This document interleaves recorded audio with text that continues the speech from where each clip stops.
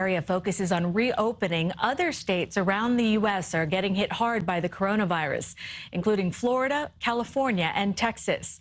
And while things are under control in our area, experts warn that could change anytime. CBS 2's Christina Fan is live in Hell's Kitchen with more. Christina? Good morning, Cindy. The bad news comes as the country begins to reopen and crowds here in Hell's Kitchen get larger with every passing night. Even though numbers in the tri-state area are under control, health experts warn that if we aren't careful, the virus will come back.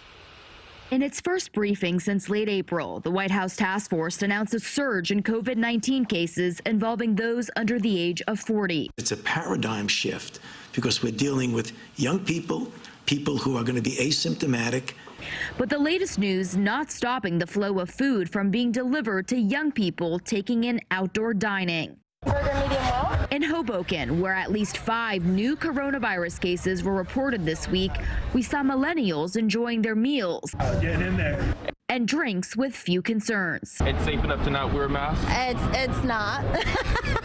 It's not safe enough to wear a mask when you're like in a place full of people. Mask or not, Dan Miletto tells us while there's a rise in positive cases in places like Florida, where beaches will close for the 4th of July weekend, and Texas, where bars are now shutting down for the second time, he feels safe in the crowd. We live in like the tri-state area, and I feel like from the statistics show, New Jersey and New York cases have declined and stayed pretty low. However, that is not enough to end the ongoing European Union discussions to ban U.S. travelers. The New York Times claiming it is because our country is too risky and has not controlled the outbreak. Evidence of those large gatherings we've seen during the day as people gathered on the beach in Long Branch, New Jersey. Then at night in New York, large groups took over Hell's Kitchen. People there left with mixed reaction about the EU's potential ban.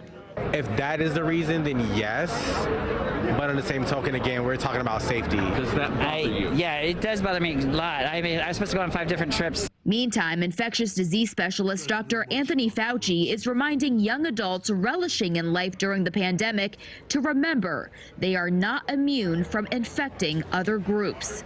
That may be somebody's grandmother, grandfather, uncle who's on chemotherapy. If you get infected, you will infect someone else. Governor Cuomo says 60,000 healthcare workers rushed to New York to help us during the height of the pandemic. He says his office wants to repay that kindness by reaching out to states with high infection rates now to see what we can do to help them. Reporting live from Hell's Kitchen, Christina Fan, CBS 2 News.